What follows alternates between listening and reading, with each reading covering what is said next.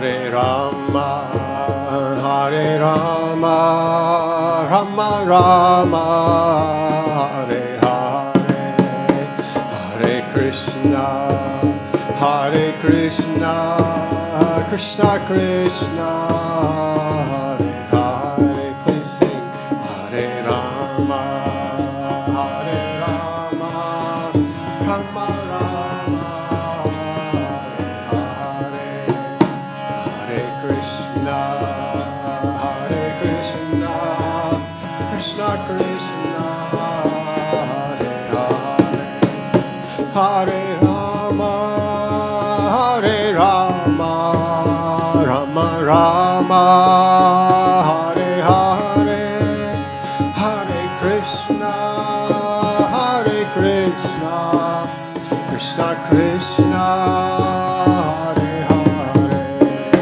Hare Rama, Hare Rama, Rama Rama, Hare Hare, Hare Krishna, Hare Krishna, Krishna Krishna, Hare Hare, Hare Rama, Hare Rama, Rama Rama, Hare Hare, Hare Krishna, Hare Krishna, Krishna Krishna, Hare Hare, Hare Rama, Hare Rama, Rama Rama, Hare Hare, Hare Krishna, Hare Krishna, Krishna Krishna, Hare Hare, Hare Rama, Hare Rama, Rama Rama, Hare Hare, Hare Krishna, Hare Krishna, Krishna Krishna, Hare Hare,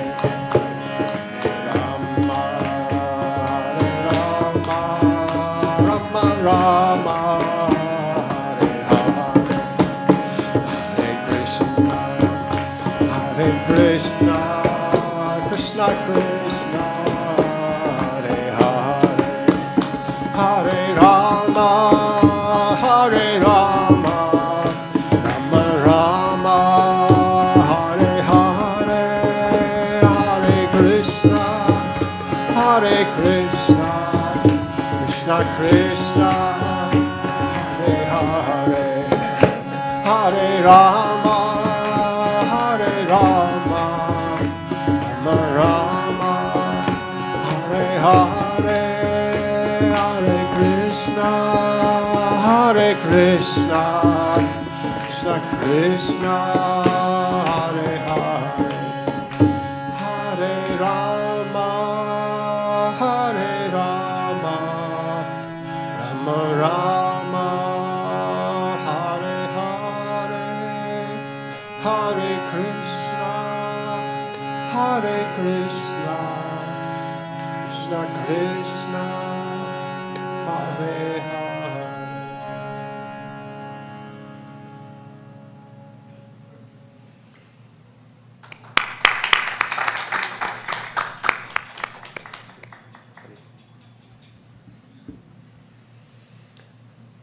And I know we have our videos.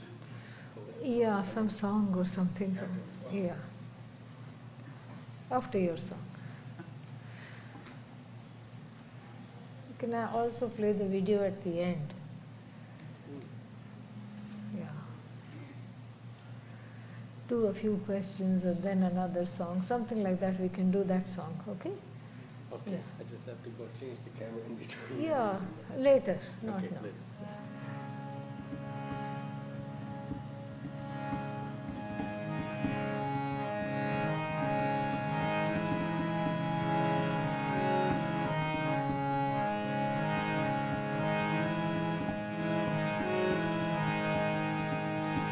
Jaya Shiva Shankara Pam Pam Hara Hara Jaya Shiva Shankara Pam Pam Jaya Shiva Shankara Pam pam, hara hara.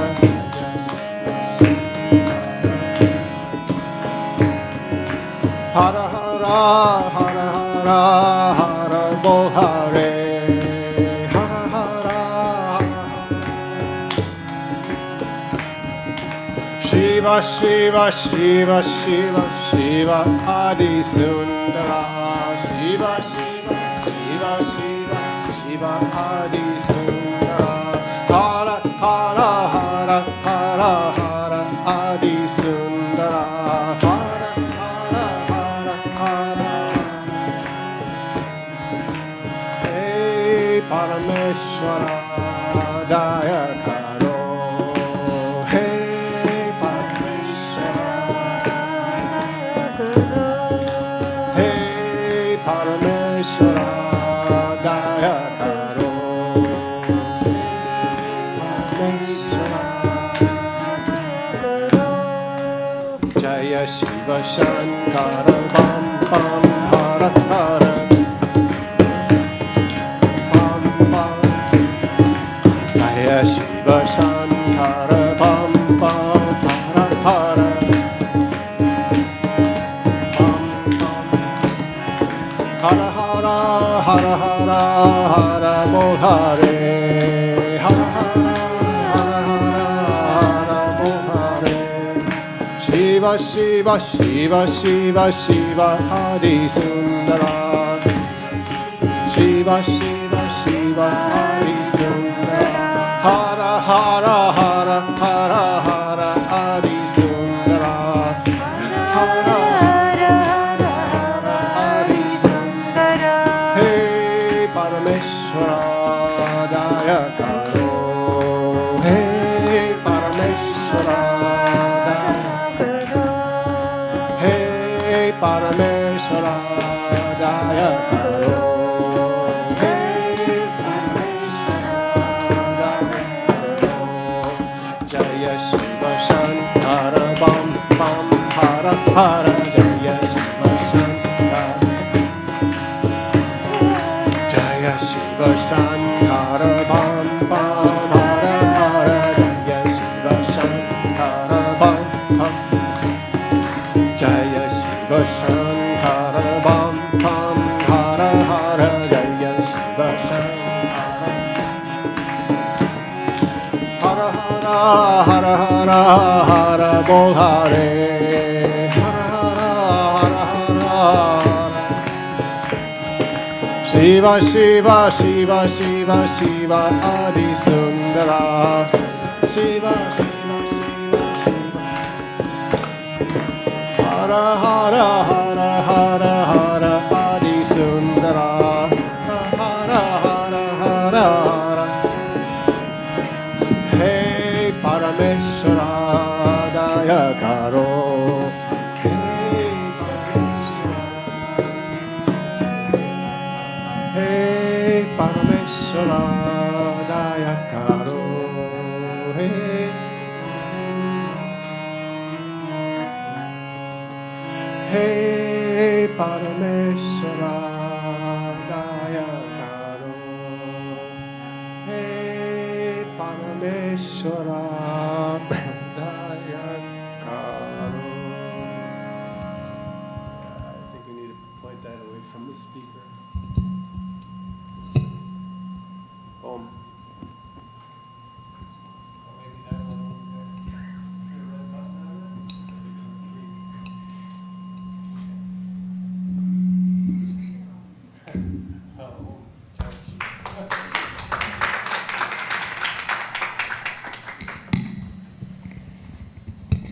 Mercury, yeah. Mercury. In retrograde. Oh, Yes.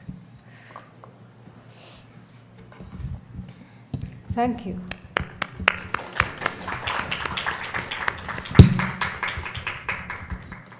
The other one we'll play later. I'll give you a sign. Okay?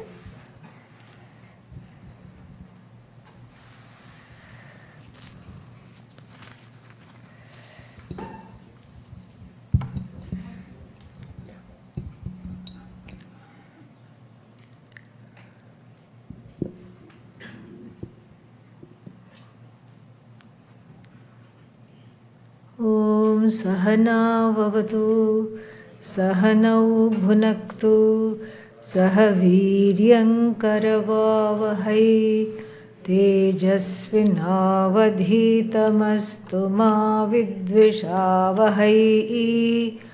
Om Shanti Shanti Shanti.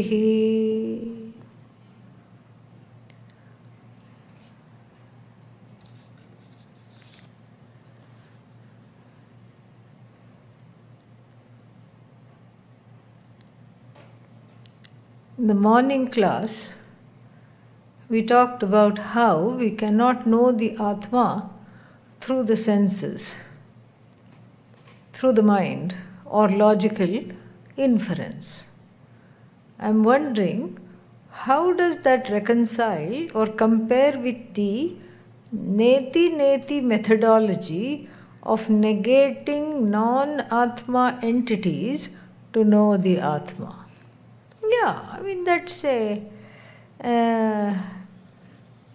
methodology. Neti is a pedagogical tool. First, let's understand what neti is. Na iti, na iti. Na iti means it is not like this. It is not like this. And that's a very important tool because the I gets mixed up badly in the not I. Adi Shankara talks about that in the Brahma Sutra Bhashya. Upodghata Bhashya means the introductory Bhashya. Satyanrite Mithuni Kritya. There is a kind of a mix-up of the Paramarthika I, the I that has nothing to do with anything else, the I that is consciousness, awareness. And due to self-ignorance, it gets taken to be the body. And here again there is a problem because the body is Atma. Everything is Atma. But Atma is not the body. Mind is Atma. Atma is not the mind. Senses are Atma. Atma is not the senses. So like this, it's all just one way. And so therefore, because of this mix-up, the separation is needed. Na iti, not like this, not like this. So that means it's a methodology of negation. Very interesting methodology. We need both. We need the methodology of affirmation and we also need the methodology of negation. In fact, I think first we need the methodology of negation because only after the non-Atma entities are negated, when the mix-up is resolved, then what is the Atma? It really is very, very clear. We find this methodology used in the Upanishads and also very, very overtly in the second chapter of the Bhagavad Gita. Achedyoyam adahyoyam akledyo shoshya evacha. This is an example of neti methodology. You see how it is. Because every word, chedya, means that which can be cut. And then you add a negative particle a, then it is that which cannot be cut. Achedyo ayam. Ayam means what? Atma. Ayam Atma. This Atma. Ayam means I am. Okay, yeah. Ayam achedya, not subject to being cut by any weapons. Adahya, not subject to being burnt by fire or any of the five elements. Akledya, not subject to water damage. Ashoshya, not subject to air damage. But everything else we know is subject to the five elements. The things succumb. That's why the museums always have to really protect All these paintings, 16th century, 15th century paintings, they have to protect, they have to put some kind of a layer, they have to make sure all the curators are busy protecting all this. Same thing, manuscripts have to be protected. Palm leaf manuscripts have to be protected from those, what are they called? Some kind of mites. All kinds of mites, not just termites, other mites also. And all kinds of mites. And so like this, it's a race against time because everything is subject to destruction and degradation. They keep putting things in capsules, time capsules, some kind of a romantic quest for the past in the future. Very, very funny. So many items are kept and then buried, and then as soon as the government changes, they dig it up because they want to know what is it that they have put. So neti means that this is, the Atma is not any of these things. It is not subject to the 5 elements. Why? Because the 5 elements happen to be coming from the Atma, as it were. And then, so this is the neti in operation, the methodology. So we understand that this Atma is not subject to the 5 elements, not subject to water, not subject to destruction by any source. Then that leaves us with, that could leave one with a doubt, maybe it doesn't exist. Because we don't know of anything that exists that is not subject to damage. So maybe Atma doesn't exist. Very easy conclusion. But no, here the next line is Nityas Sarvagatas Sthanuhu. Nityaha. This is a positive affirmation. Iti. Nitya means it is eternal. It is always the same, unchanging in every situation. Sarvagataha, all pervasive. Why? Because it's not confined to any particular body-mind complex. Sthanuhu. Sthanuhu means it doesn't move. It's stationary, doesn't change. So like this, both those methodologies are put, they are deployed together to get a better understanding of what the I is. Now, how does it compare to the pramanas? Those are, the pramana is a different thing. So, when I say the Atma is not subject to being understood logic as an inference, not subject to the pratyaksha, etc., the questioner is asking, are we deploying the neti methodology here? Very creative question. And I would suggest that we don't bring the two things together here. Although it is a way, I mean the pramana is teaching us about the Atma and helping us to understand that it's not available for any means of knowledge. But I don't think this is the neti methodology here.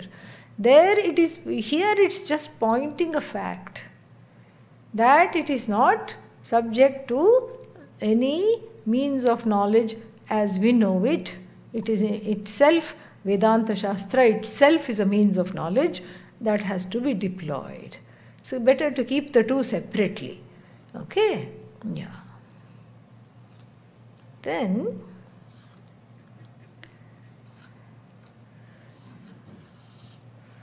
how does a Vidwan, the person of self-knowledge, as referred to in Anandam Brahmano Vidwan, go about leading life? That's part A. And then part B, how do people observe this Vidwan?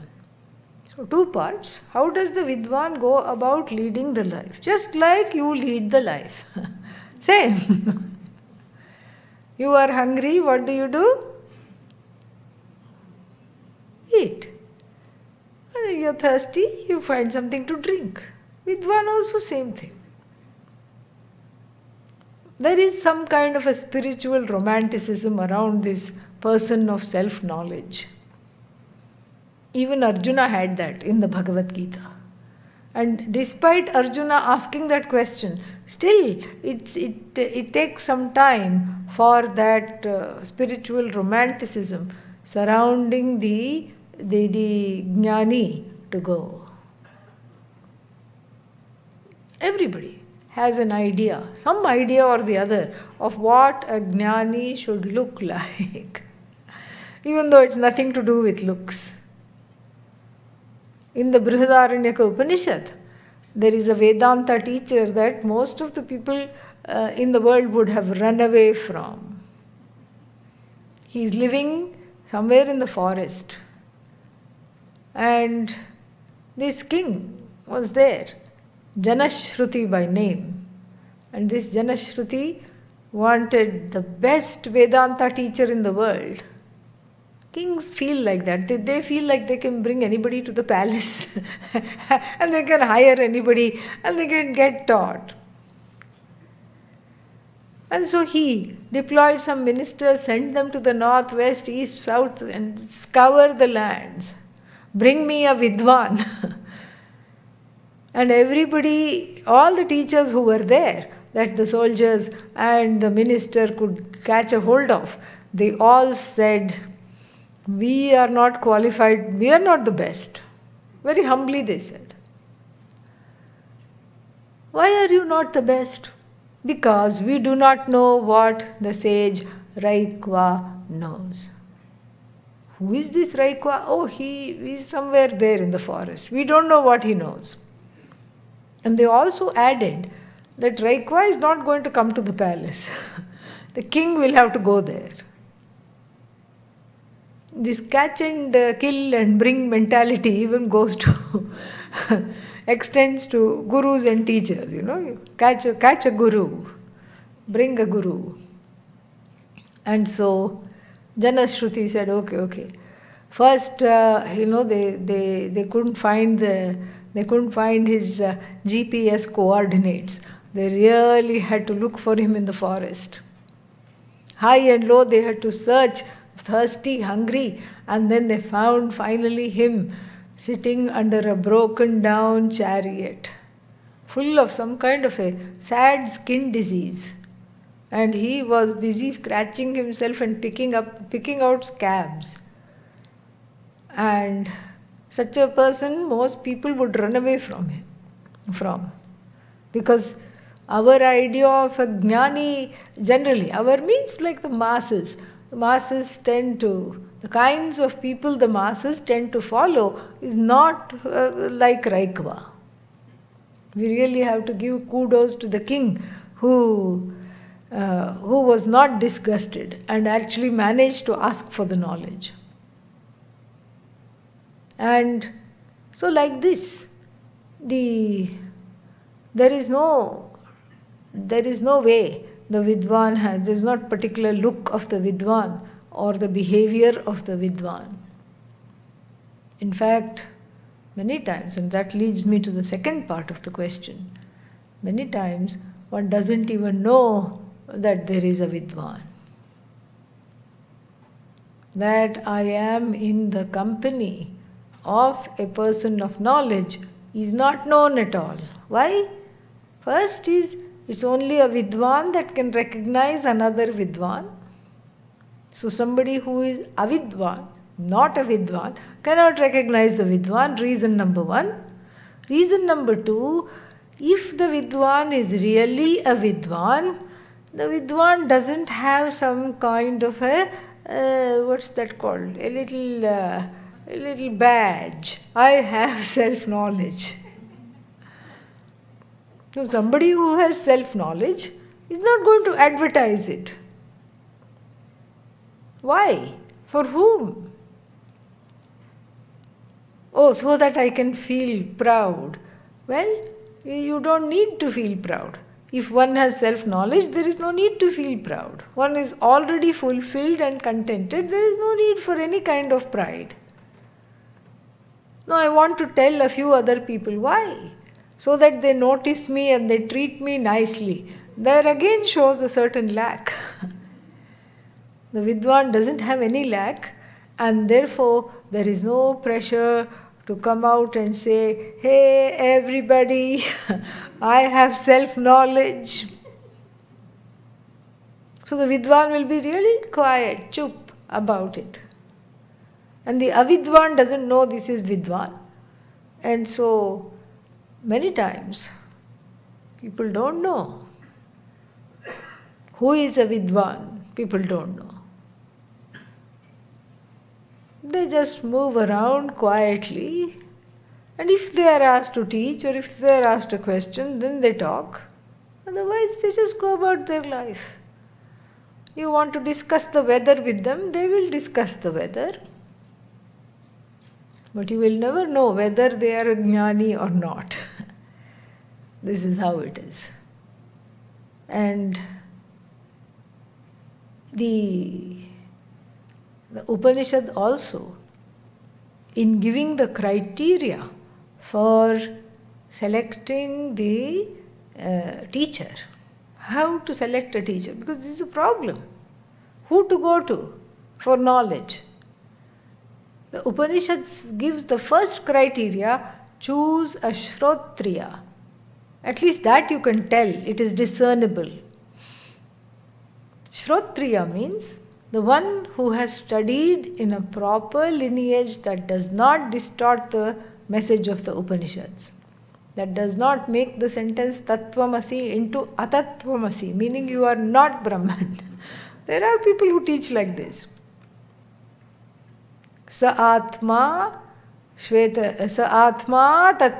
Shvetaketu. Atma, long A, and then Tattvamasi. And in the Sanskrit, something funny happens because you know that it can even be broken as Atma Atatvamasi. And so they say, yes, it is Atatvamasi, meaning you are separate from everything. Do I need to answer me this question? Do I need to study the Upanishads for 12 years under a teacher to understand that I am separate from everything else? I already knew that. Before I went to the ashram, I knew that. And so therefore, Shrotriya means somebody who does not, who comes from a sound lineage. And that is the first criterion. The next criterion that is given is what? Brahmanishtha. Nishtha means there is a commitment. One's commitment is to Brahman, one is abiding all the time in Brahman, whatever you want to say. That is very, very difficult to discern. How do you know what the jnani is thinking of? Whether the jnani is thinking of Brahman or abiding in Brahman or abiding in thoughts of chocolate cake, how can you tell? You can't. You can't. So therefore, better to go with the first criteria. And then finally, in the Brahma Sutra, it says that there is an advice for how the jnani should behave in the day-to-day life. Slightly mad. Behave as though you are a little bit challenged. You don't follow things very quickly. Or you're slightly mad, you're just in a trance or doing some silly things. Why is this advice? So that people leave you alone. That's the idea. Most of the jnanis don't want to be bothered. They want to be left alone. And so, slightly mad. Unmattaha, the word that is used, Sanskrit. Slightly off the rocker. And then the person will, whoever comes, will do one namaskar and then quickly go away, back off, and then tell the other person, harmless but weird. And that is how the jnani should behave, they say, but it's not a must, it's a recommendation. All right, yeah. Some of us, some people follow and some people don't. And that's okay. And then undoubting fearlessness is in the mantra. Please give more example. Oh, how the Vidwan is fearless. Okay, yeah, so that's what I was thinking, what this is about. How the Vidwan is fearless. Vidwan is fearless because this must not be taken in the sense of if the Vidwan is walking in a mountainous region and there is a big landslide, will the Vidwan run away or not? The Vidwan is fearless and is going to be flattened and made chutney under the boulder when he or she could have run away. That is foolishness. That's not fearlessness. Vidwan may run away even before you run away.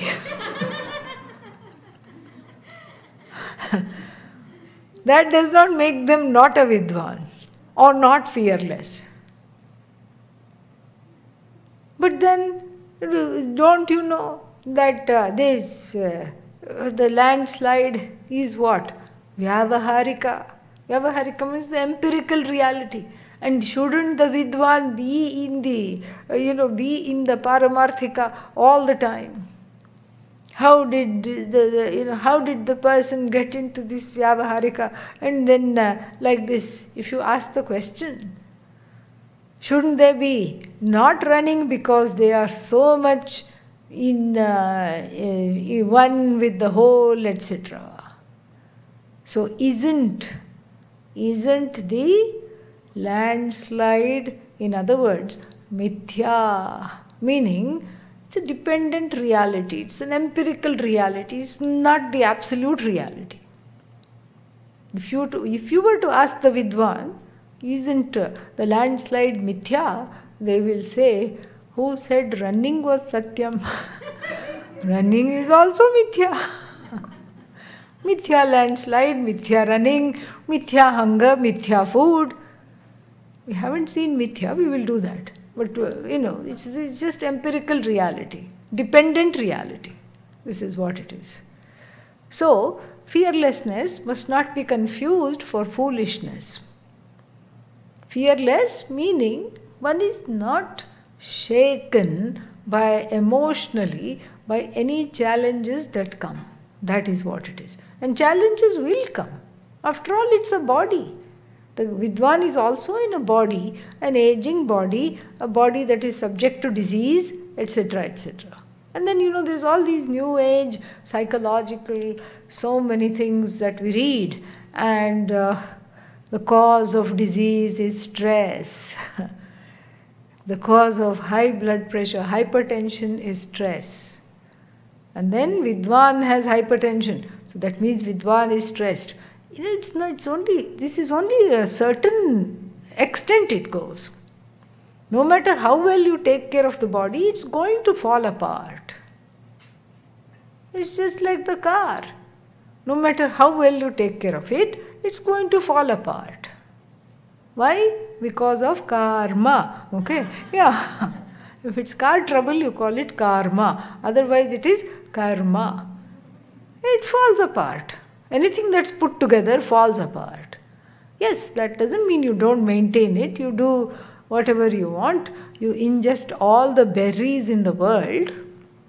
You do whatever it takes. Berries means antioxidants. You do all that. Whatever it takes, you do. Still the body will fall apart. And so, that is why one has to be realistic about this. And when the body falls apart, the Vidwan may be in physical pain, physical anguish, but it does not transfer into mental anguish, fear, sorrow, etc. That is the criterion.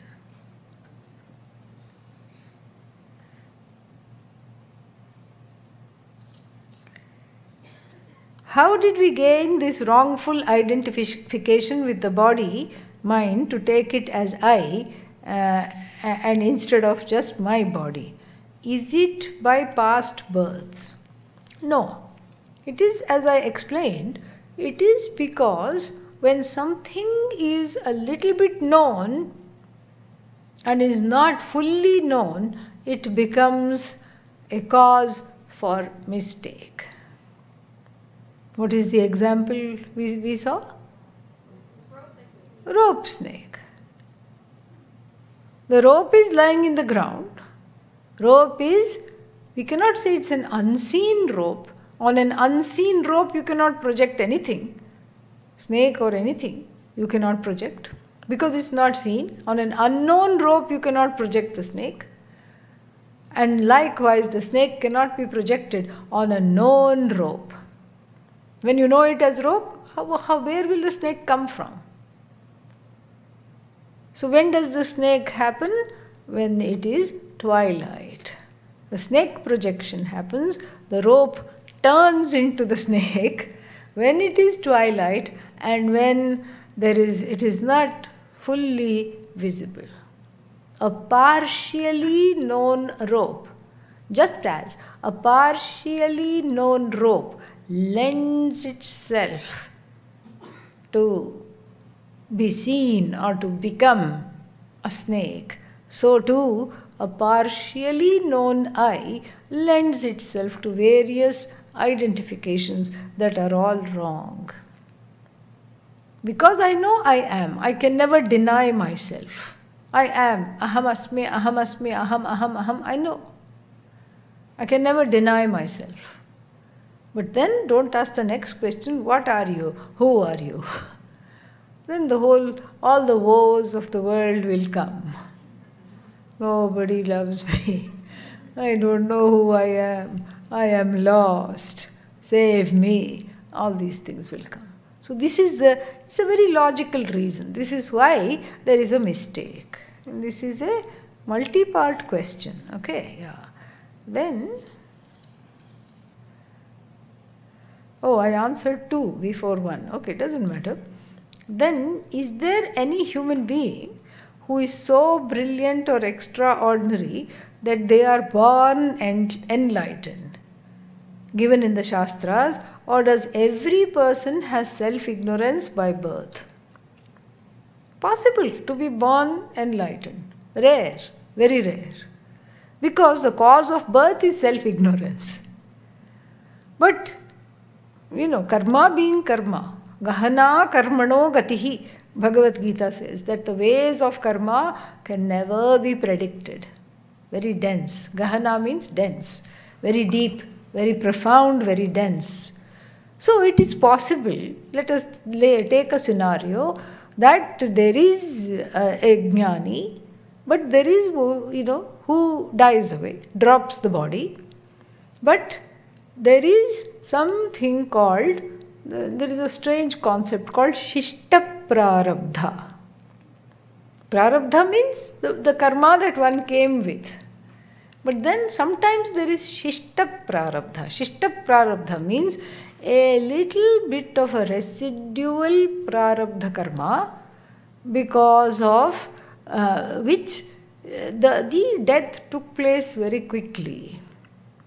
Let's say the person was supposed to live for 90 years, but then due to certain lifestyles, perhaps the jnani just going for bhiksha, not eating properly and not caring about the body so much, drops the body at 60. When they were supposed to be there till maybe 90 or 85 or whatever. So then there is a concept called Shishta Prarabdha. All these are beliefs. And then it is possible that the person could be reborn for a short length of time and then be completely self-aware and understand what this is all about. Possible, but very, very rare. Or a little less rare is that they are almost understanding, but then they needed a little bit of a push.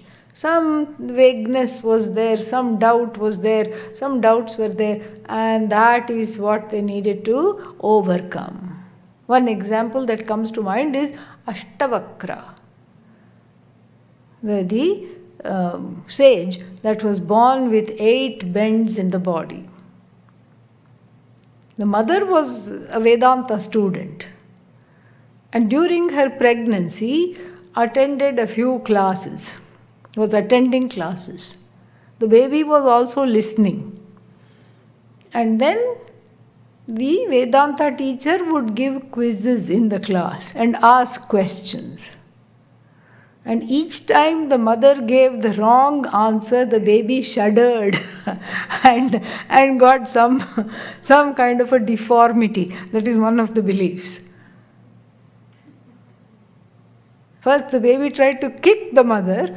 The mother did not respond and still gave the wrong answer.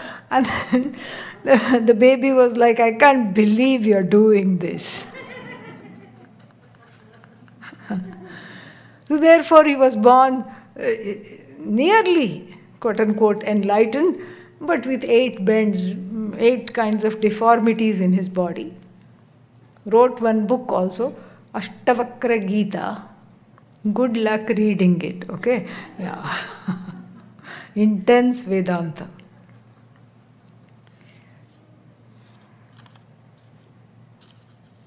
How does a spiritual aspirant know that the self-ignorance is fully removed? That moksha is gained? Is it a sudden flash? No. Okay, yeah. Is it when they experience no limitations, when they transact in the limited world?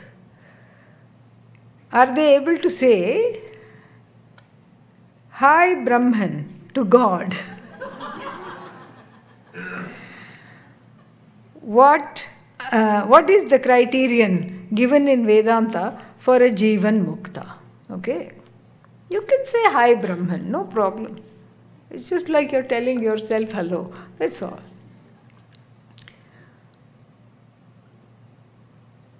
Moksha is not an event that happens to the self. That very premise is riddled with numerous errors. First of which being that the events unfold in time, and so that makes the self changeable and subject to time. This is why moksha is not an event that happens to the self. Moksha does not come from somewhere, drops from the sky. No. You are already free. So the discovery is contingent. The discovery of this freedom, that I am whole, I am limitless, I am free of sorrow, pain, etc., is contingent upon the dropping of various notions and the gaining of this clarity. So slowly the clarity dawns. In the beginning, there are many aha moments in the class, and one says, Yippee, I think I know. And then 3 months later, I thought I knew, but now I really know. What was I thinking? And then 3 months later, oh, that was nothing. Now I really know. And then finally, when one knows, one says, oh my God, I don't know anything. So, it's a process. It's a process of slow dropping. What kind of dropping? Dropping of raga dveshas. Dropping of notions, pet peeves, pet notions. Dropping of things that are no longer functional, dysfunctional ways of behaving and interacting with others and with one's own body-mind complex in this world. Dropping of dysfunctional relationships. Dropping of krodha, one's own anger, learning to manage one's own anger and all other such emotions. All this, is a process. The knowledge takes place because it's you already. So when you hear that you are the whole, something happens. Yes, it takes place. But the staying power is not there. In the class, everything is clear. As soon as you leave out those doors, then you wonder what was said. Often it happens. And so, for the staying power of the knowledge means a knowledge that is well ascertained and well assimilated. So that is what we call self-knowledge. Free of doubts, vagueness, errors. That is a process of growing clarity.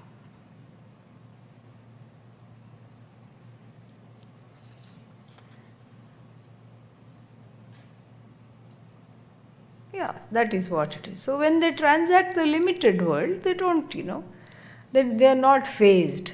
That's what it is. I have read and seen some TV channels, some 3-4-year-old kids remember the old births, vasanas, and their towns, husband, parents, etc. Why are they carrying their old vasanas? They are carrying the old vasanas so that we can enjoy the fact that there is proof for rebirth. They are doing us a favor by carrying the vasanas. They actually did a study of all the children that remembered their past life. You've done a study somewhere in Europe. Quite a few of them are from India. Don't ask me why. So, it is there. And it will all turn out to be true. It comes in the paper. It came in the paper. One small boy, 3-4 years old, said, I want pakodas, some kind of fried stuff. And the mother said, oh, I'll happily make you pakodas. He said, you're not a very good cook. My wife makes the best pakodas. She was shocked. What? What are you talking about? She lives in this town. Here, he was unerringly able to place the house, and he went and hugged an elderly woman saying, this is my wife.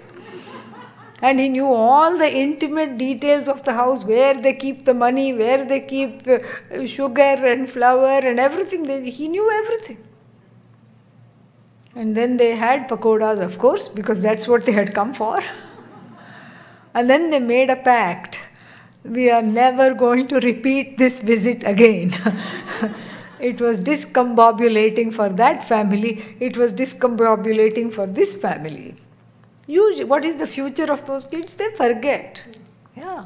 All you need is some school and some peers, etc. They forget. Rarely is it carried into adulthood.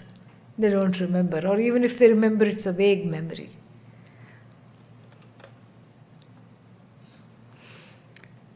Regarding Brahmananda Valli, at the end of the discussion of the first 4 lines, got confused. Yato vacho nivartante. Is that one line? Let us take it as one line. Apraapya manasa saha. Second line. Anandam brahmano vidwan. Na bibheti kutaschaneti. I don't know which line you got confused. Please re-explain matitartha of the shloka due to too many examples. Like Arjuna, I also got confused. Okay, but that's okay. But I am confused about where you are confused.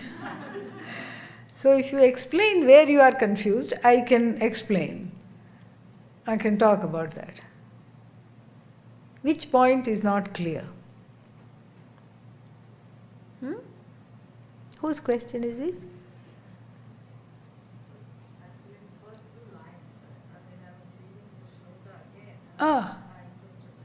Yato vacho nivartante. Yeah, that's easy. It is not hard at all. Where the mind and the speech beat a retreat. They beat a retreat not having grasped the Atma as an object. That is the idea. The Atma is not an object. Like this is an object. Paper clip, object. Paper, object. Microphone, object. I can use the means of knowledge that I operate to catch it. But the I is not an object, it's not tangible. It's not an object because it doesn't have name. It doesn't have form. Atma is a name that we have given it to indicate that. It doesn't have form, it doesn't have color, it doesn't have taste, it doesn't have hands and legs, it does not move, it does not dance, it does not do anything. So very, very difficult to grasp it and hold on to it. So therefore, the mind is used to categorizing everything and then it just gives up. Speech, which converts the thoughts into some kind of a flowery, articulate expression, also beats a retreat. That's all it says. Yeah. That there is, so therefore, we can conclude that we have to understand the Atma in a different way. That is what we are trying to do. Yeah.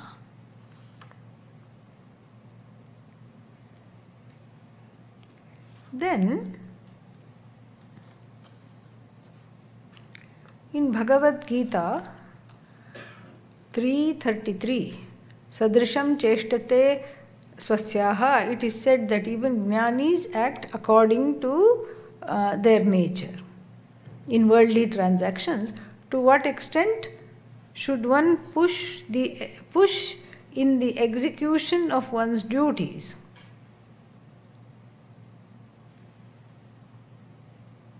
Yeah, do whatever needs to be done. That's all we have to say. Whatever needs to be done must be done. It is a natural progression of the preparation for this knowledge. The preparation comes when the raga dveshas behave themselves, and the best way to make the raga dveshas behave is to put them on a diet called karma yoga. Karma yoga means doing what one is meant to do or whatever one has to do regardless of how one feels. That is what it is. And then one more. Indriyasyarthe pratipaksha bhavana is advised. Some say this means opposite stand. Yeah, pratipaksha bhavana means opposite stand. Like you don't feel like doing it, but you make yourself do it. And some in the home study says samatvam.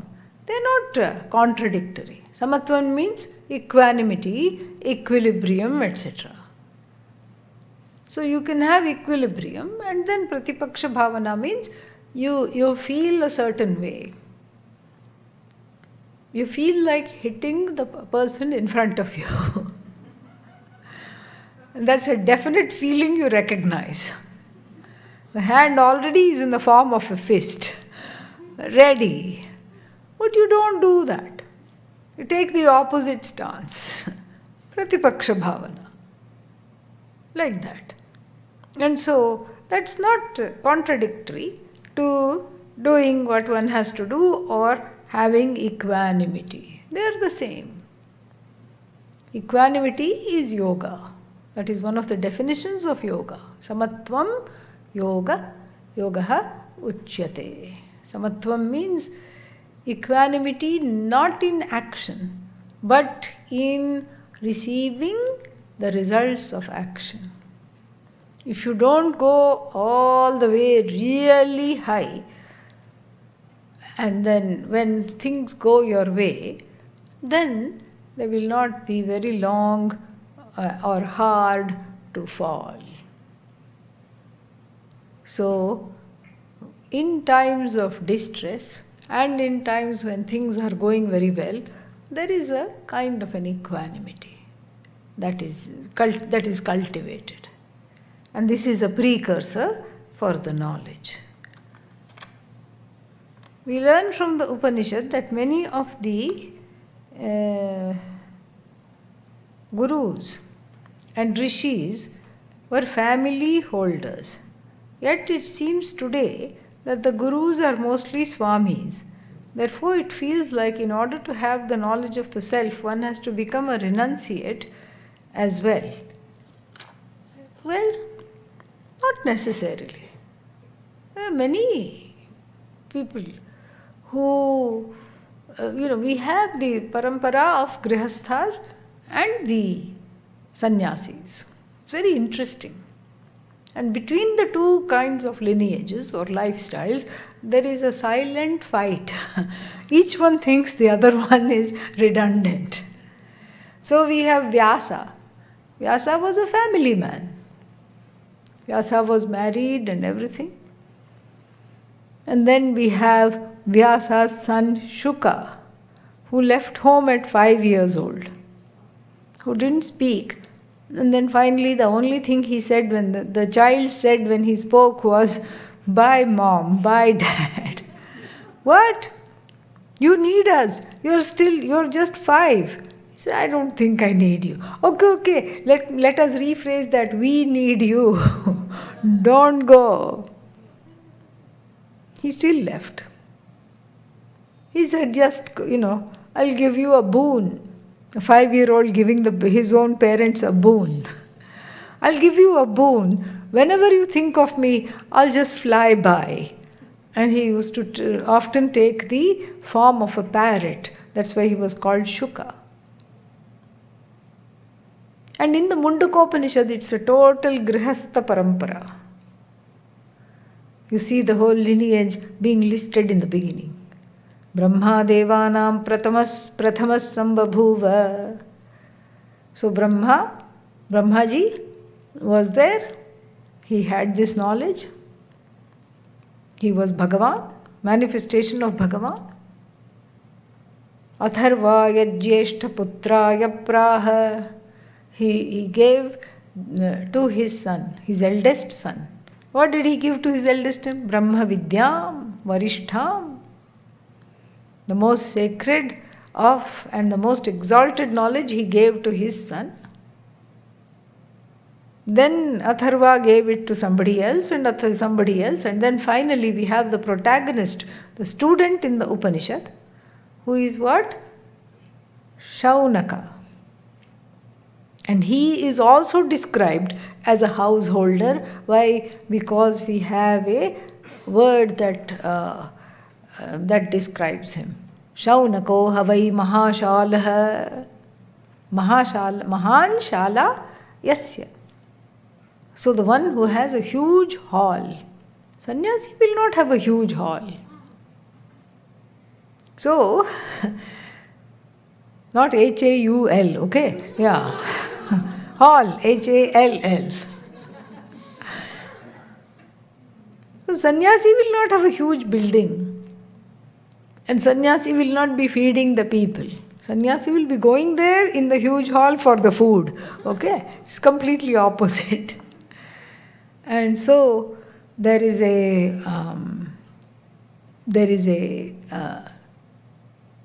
wonderful parampara of grihasthas also.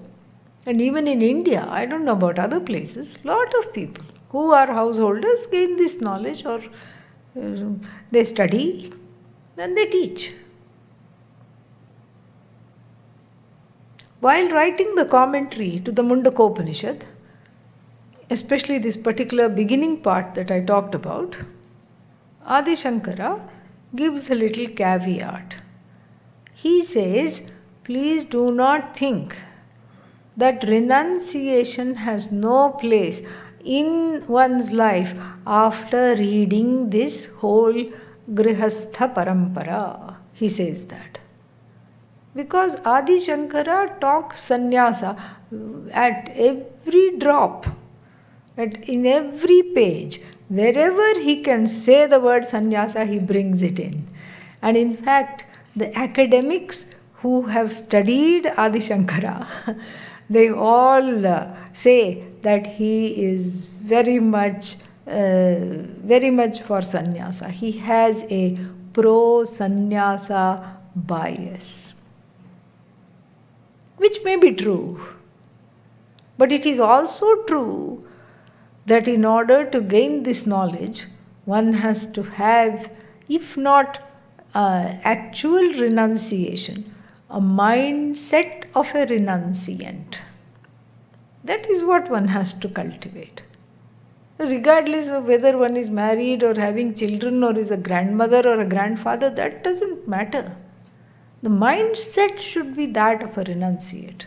The heart is wearing an orange dress.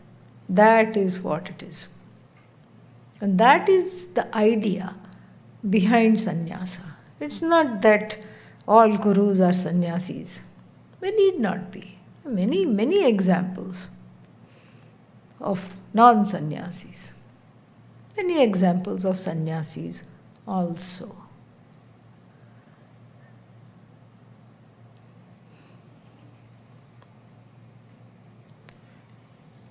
Now, Dr. Didolkar wants to share one song. You want to come and tell us what we are listening to? What we are going to listen to? Yeah? It's already written there? Yes. Oh, okay. Yes. So, do you want to say a few words about it? Please come here. A Vedanta song. Yeah. Go ahead. Please share what you want to share. In Maharashtra and India also, Jnaneshwar was a great saint, and he wrote something like 12,000 verses translation into Prakrit Pasha. That was the first translation. Mm-hmm. Usually it is against principle to write in a common language. Only you had to write in Sanskrit, and he was punished for it in childhood and all these, but he came over by many things. And I thought in the last 3-4 days, we were learning about Brahma, Aham Brahmasmi, God, and what's the definition of it. This shloka really appealed me. It just came to that what Swamini and Swamiji were telling us about what is Brahma, what is Atma. And just 4 or 5 lines were captured in this song. I shouldn't say song, verses in this by late Kishori Amonkar. She is a great singer in Maharashtra. Lot of religious songs and religious, religious, you would say construction. Construction is a bad word, but a lot of religious compositions. Poems, composition, construction. See? I need your help. Yeah. And I thought we will listen. It's only 6 minutes.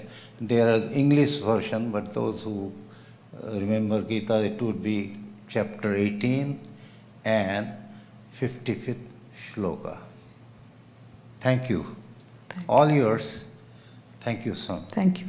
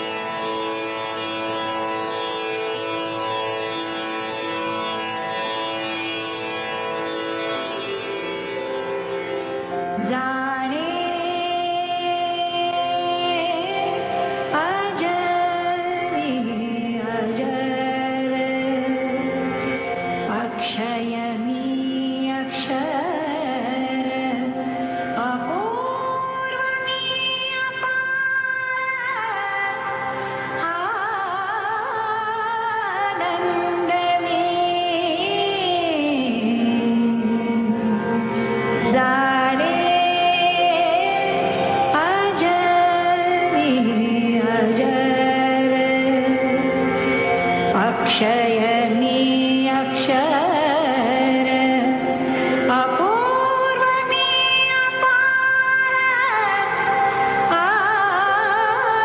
आनंद मी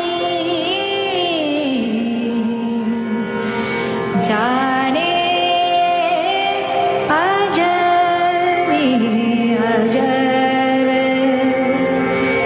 अचर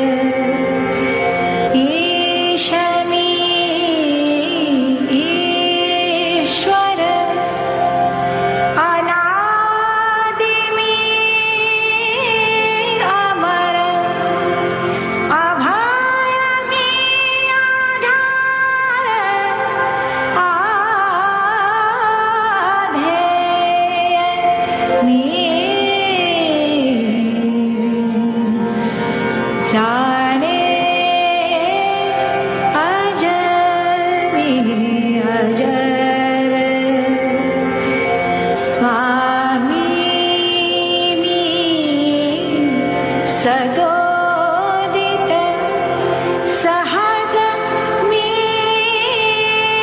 सतत सर्व मी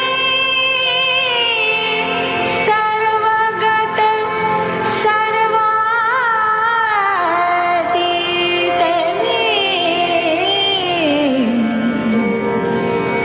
जाणे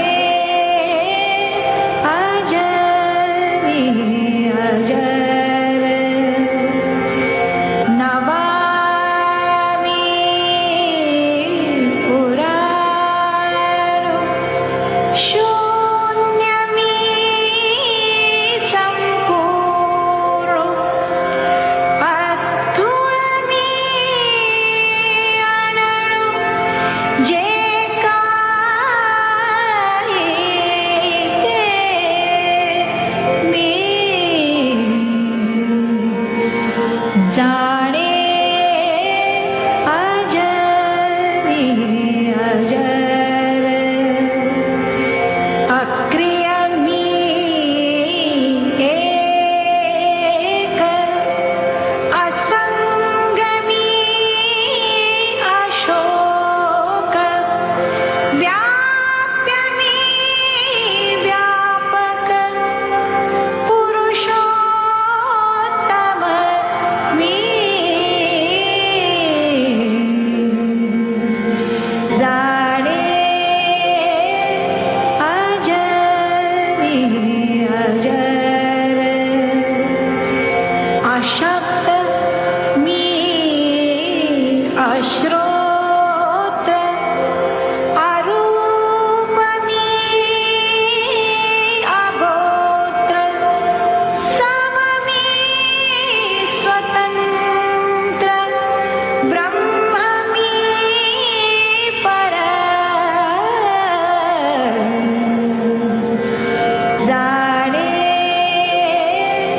अजर मी अजर ऐसे आत्मत्वे